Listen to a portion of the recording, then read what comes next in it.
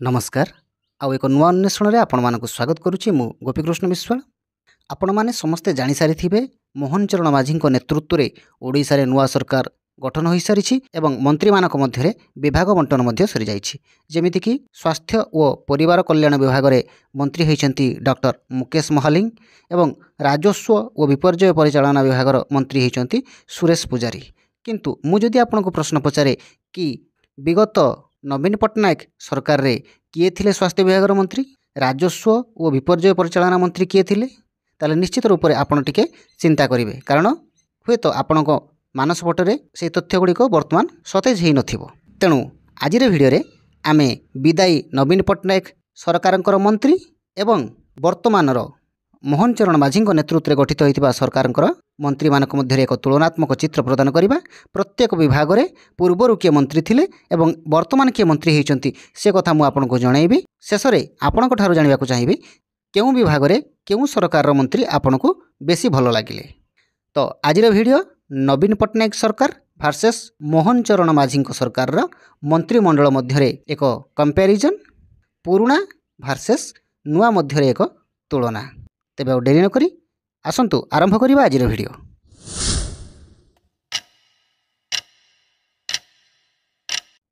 आमर ई कंपैरिजन आरंभ करिबा प्रथमे सरकार मुख्यंक ठारू। विगत सरकार रे मुख्यमंत्री थिले श्री नवीन पट्टनायक एवं वर्तमान मुख्यमंत्री अछंती श्री मोहन चरण माझी। श्री नवीन पट्टनायक निज अधीन रे गृह और साधारण प्रशासन विभाग रखिथिला बेले मोहन चरण माझी मध्य निज अधीन रे गृह एवं साधारण प्रशासन विभाग रखिसंती।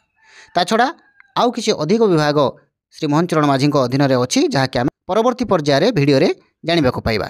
द्वितीय रे अर्थमंत्री भाव में आम जदि देखिबा ताहले वर्तमान सरकार रे मुख्यमंत्री श्री मोहन चरण माझी निजे अर्थ विभाग दायित्व रे रहिथिला बेले पूर्व सरकार रे श्री विक्रम केशरी आरुख अर्थ विभाग मंत्री भाव में कार्य करुथिले। वर्तमान सरकार रे कृषि मंत्री भाव में अन्यतम उपमुख्यमंत्री श्री कनक वर्धन सिंहदेव महोदय कार्य करुथिला बेले गत सरकार रे कृषि मंत्री भाव में श्री रणेन्द्र प्रताप स्वाई दायित्व तुलाउथिले, जे कि चलित विधानसभा कामचला बाचस्पति भाव में नवनियुक्त विधायक मानक शपथ पाठ कराइबे। जदि आम स्वास्थ्य और परिवार कल्याण विभाग कथा कहिबा ताहेले वर्तमान सरकार रे डॉक्टर मुकेश महालिंग स्वास्थ्य और परिवार कल्याण विभाग मंत्री भाव में शपथ ग्रहण करथिबा बेले गत सरकार रे एही विभाग संभाळुथिले श्री निरंजन पुजारी। राजस्व और विपर्यय परिचालना विभाग मंत्री भाव में वर्तमान सरकार रे कार्य करुछंती श्री सुरेश पुजारी। गत नवीन पट्टनायक नेतृत्व में चलुथिबा सरकार रे एही राजस्व और विपर्यय परिचालना विभाग मंत्री भाव में कार्य करुथिले अशोक पंडा। वर्तमान सरकार रे महिला शिशु विकास और मिशन शक्ति मंत्रणालय श्रीमती प्रभाती परिडा, जे कि अन्यतम उपमुख्यमंत्री भाव में कार्य करुछंती तांको अधीन रे रहितला बेले एही विभाग गत सरकार रे रहितला बासंती हेम्ब्रम को अधीन रे। जदि आम स्कूल और गणशिक्षा मंत्री पद कथा कहिबा ताहले एही स्कूल और गणशिक्षा मंत्री भाव में कार्य करुछंती श्री नित्यानंद गंड। अपरपक्ष रे गत सरकार रे एही विभागटी संभाळुथिले श्री सुदाम मार्डी। उच्च शिक्षा मंत्री भाव में एही सरकार रे कार्य करुछंती श्री सूर्यवंशी सूरज एवं गत विदायी सरकार रे एही उच्च शिक्षा मंत्री भाव में कार्य करुथिले श्री अतनु सब्यसाची नायक। जदि आम खनि और इस्पात मंत्री कथा आलोचना करिबा ताहले एबे श्री विभूति भूषण जेना महोदय ए खनि और इस्पात मंत्री भाव में कार्य करुछंती। विगत सरकार रे श्री प्रफुल्ल कुमार मल्लिक महोदय खनि और इस्पात मंत्री भाव में कार्यरत थिले।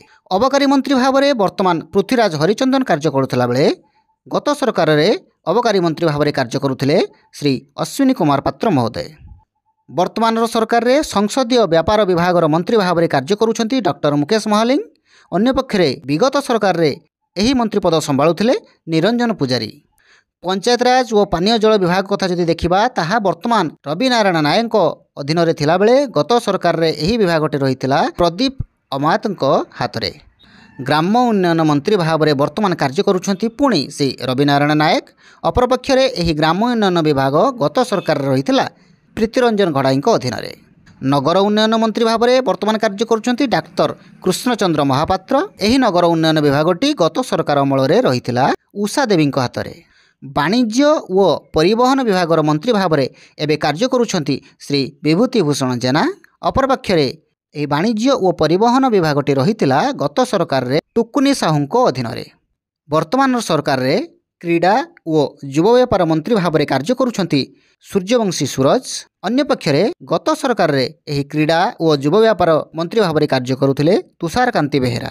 ପର୍ଯ୍ୟଟନ ମନ୍ତ୍ରୀ ଭାବରେ ବର୍ତ୍ତମାନ ଉପମୁଖ୍ୟମନ୍ତ୍ରୀ ପ୍ରଭାତୀ ପରିଡ଼ା କାର୍ଯ୍ୟ କରୁଥିଲା ବେଳେ ଗତ ସରକାରରେ କାର୍ଯ୍ୟ କରୁଥିଲେ ଅଶ୍ୱିନୀ କୁମାର ପାତ୍ର।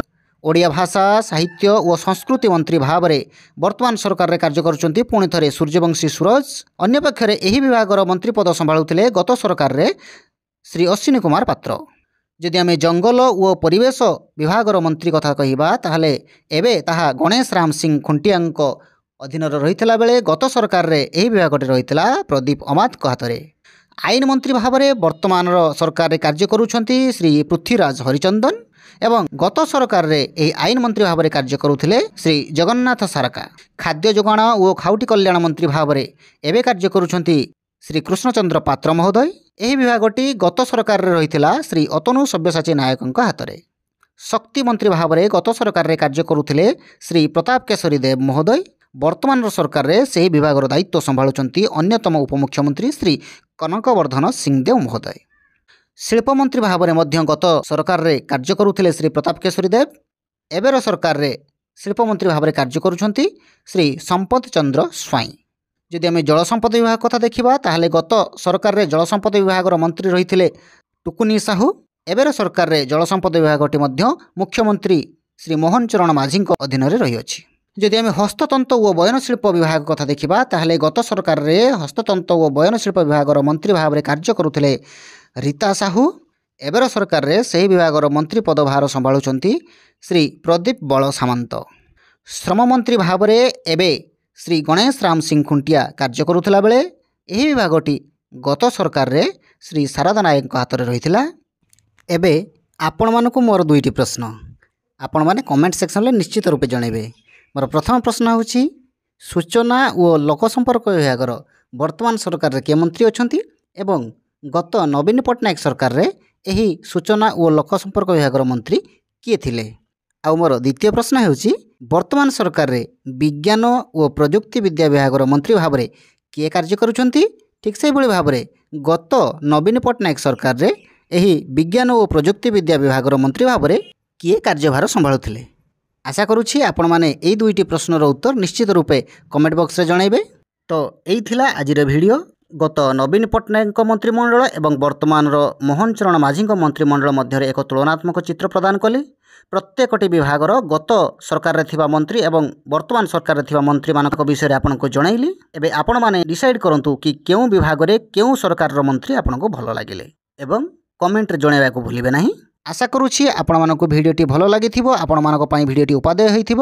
ଯଦି ଭିଡ଼ିଓରେ କିଛି ଭୁଲ ତ୍ରୁଟି ଥାଏ କିମ୍ବା ଭିଡ଼ିଓକୁ ଆଉ ଟିକେ ଅଧିକ ସୁନ୍ଦର କରିବା ପାଇଁ ଆପଣଙ୍କ ପାଖରେ କିଛି ସଜେସନ୍ ଥାଏ ତାହେଲେ ମଧ୍ୟ ତାହା ଲେଖିବାକୁ ଭୁଲନ୍ତୁ ନାହିଁ। ଭିଡ଼ିଓଟି ଶେଷ ପର୍ଯ୍ୟନ୍ତ ଦେଖିଥିବାରୁ ଆପଣ ସମସ୍ତଙ୍କୁ ଅନେକ ଅନେକ ଧନ୍ୟବାଦ। ପୁଣି ଦେଖା ହେବ ଆଉ ଏକ ନୂଆ ଭିଡ଼ିଓରେ। ପ୍ରଭୁ ଜଗନ୍ନାଥଙ୍କ କୃପାରୁ ସମସ୍ତେ ଭଲରେ ଥାଆନ୍ତୁ। ଆଜି ପାଇଁ ଏତିକି। ଜୟ ଜଗନ୍ନାଥ, ବନ୍ଦେ ଉତ୍କଳ ଜନନୀ।